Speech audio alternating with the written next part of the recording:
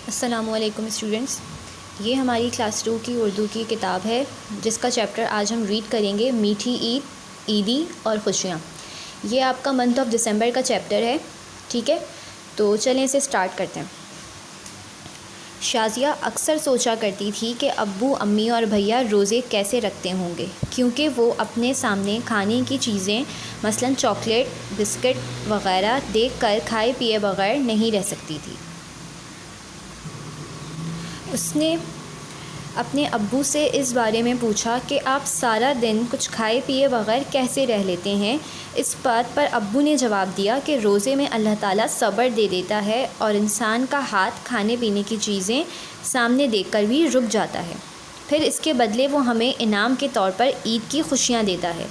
तो यहाँ पर शाज़िया अपने अब्बू से ये सवाल कर रही है कि आप लोग रोज़ा कैसे रख लेते हैं। ठीक है, तो उसके अब्बू उसे ये समझा रहे हैं कि बेटा अल्लाह ताला रोज़े में आपको क्या दे देता है, सब्र दे देता है, ताकि आप सामने आपके खाने पीने की चीज़ भी होती है तो आप जो है वो खाने पीने की चीज़ नहीं खाते, आपका दिल नहीं चाहता, आप रोज़ा रखे हुए होते हैं और आप किसके लिए कर रहे होते हैं, ये सब कुछ अल्लाह की मोहब्बत में कर रहे होते हैं। ठीक है, तो अब्बू से ये समझा रहे हैं कि अल्लाह ताला रोज़े में क्या दे देता है, इंसान को सब्र दे देता है। ठीक है, और उसके बाद इस सब्र के तौर पर इसको इनाम के बदले में क्या चीज़ मिलती है, ईद मिलती है, ईद की खुशियाँ मिलती हैं। ठीक है, ईद हमारा एक बहुत बड़ा त्यौहार है जिससे हम मुसलमान बहुत खुशी से मनाते हैं। ठीक है, ईद का नाम आते ही वो खुशी से झूम उठी और पूछने लगी, अब्बू ईद कितने दिन बाद आएगी। अब्बू बोले, बेटा आज 29वां रोज़ा था, ईद का चाँद देखने हम छत पर चलते हैं, दुआ करो ईद का चाँद नज़र आ जाए।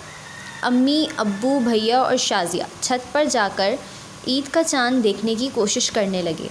इतने में पटाखे फूटने की आवाज़ आई और इसके साथ ही एक शोर बुलंद हुआ, चाँद नज़र आ गया, चाँद नज़र आ गया।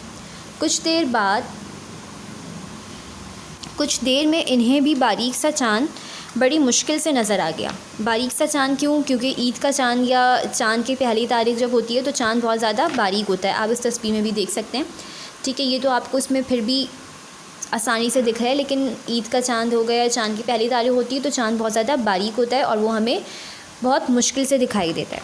अब्बू को देखा देखी सब ने दुआ के लिए हाथ उठाए। अब क्या होता है कि जब चाँद देखते हैं, कोई भी नया चाँद हम देख रहे होते हैं तो हमें क्या दुआ करनी चाहिए अल्लाह ताला से कि इस चाँद को हमारे लिए खैर व आफ़ियत वाला बना और बरकत वाला बना। ठीक है, तो इस तरह से शाज़िया के अब्बू ने भी ईद का चाँद देखकर दुआ की और उनको देखा देखी उनके बच्चों ने भी दुआ की चाँद को देखकर। सब ने एक दूसरे को चाँद की मुबारकबाद दी। अम्मी ने शाज़िया के हाथों पर मेहंदी लगाई। ईद के दिन अम्मी ने सवैयाँ पकाए, सब ने मिलकर खाईं, पड़ोसियों को भेजी। अब्बू ने कुछ रुपए गरीबों को भेजे। शाज़िया के पूछने पर अम्मी ने बताया कि ये गरीबों को खुशियों में शरीक होने के लिए दिए जाते हैं, क्योंकि जो गरीब होते हैं बेचारे, उनके पास ईद की खुशियाँ मनाने के पैसे नहीं होते, उनके पास नए कपड़े लेने के पैसे नहीं होते, उनके पास कोई अच्छे पकवान बनाने के पैसे नहीं होते। तो हमें क्या चाहिए कि हम जब अपनी खुशियाँ मना रहे हैं तो हम उन खुशियों में गरीबों को भी याद रखें। ठीक है, तो इस वजह से हमें क्या करना चाहिए कि ईद के दिन या ईद से पहले हम लोगों को कुछ पैसे दे दें जो गरीब हैं, जो ये सब कुछ नहीं ले सकते, तो हम उन्हें पैसे देंगे तो वो भी इन खुशियों में क्या हो जाएंगे, हमारे साथ शरीक हो जाएंगे। फिर अब्बू और भैया ईद की नमाज़ पढ़ने चले गए। वापस आकर सबको ईदी दी। दिन भर मेहमान आते जाते रहे। ईद पर क्या होता है, नमाज़ पढ़ कर आने के बाद जो है वो सब मिलते हैं, एक दूसरे से ईद मिलते हैं। ठीक है, उसके बाद जो है वो सब एक दूसरे को क्या देते हैं, अब्बू या भाई या बड़े जो भी होते हैं आपके घर में, वो आपको ईदी देते हैं। ठीक है, और मेहमान भी आते जाते रहते हैं, और जब मेहमान आते हैं तो वो भी ईदी दे रहे होते हैं। फिर ईदी का तबादला होता रहा। मज़े मज़े के पकवान बने, सब ने मिलकर खाना खाया। सारा दिन टीवी पर ईद के प्रोग्राम दिखाए जाते रहे। शाम को अब्बू दोनों भाइयों को मेला दिखाने के लिए ले गए। उन्होंने देखा वहाँ बड़ी रौनक है, बच्चों ने रंग बिरंगे खूबसूरत कपड़े पहन रखे थे। वहाँ मिठाइयाँ, चाट, आइसक्रीम और तरह तरह के खाने की चीज़ें बिक रही थी। बच्चे बड़े शौक़ से ये चीज़ें ख़रीदते और मज़े ले लेकर खाते। आप लोग सब मेले में गए होंगे, ठीक है, और आप सब ने देखा होगा कि मेला जो है वो किस तरह का होता है। मेले में सबसे ज़्यादा आपको क्या चीज़ अच्छी लग रही होती है कि वहाँ पर एक तो झूले भी होते हैं, ठीक है, उसके अलावा वहाँ पर तरह तरह की खाने की चीज़ें भी होती हैं।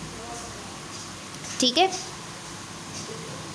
बच्चे बड़े शौक़ से ये चीज़ें ख़रीदते और मज़े ले लेकर खाते। कभी झूले झूलते, कभी गुब्बारे ख़रीदते। उन्होंने भी अपनी पसंद की चीज़ें खाईं और खिलौने ख़रीदे।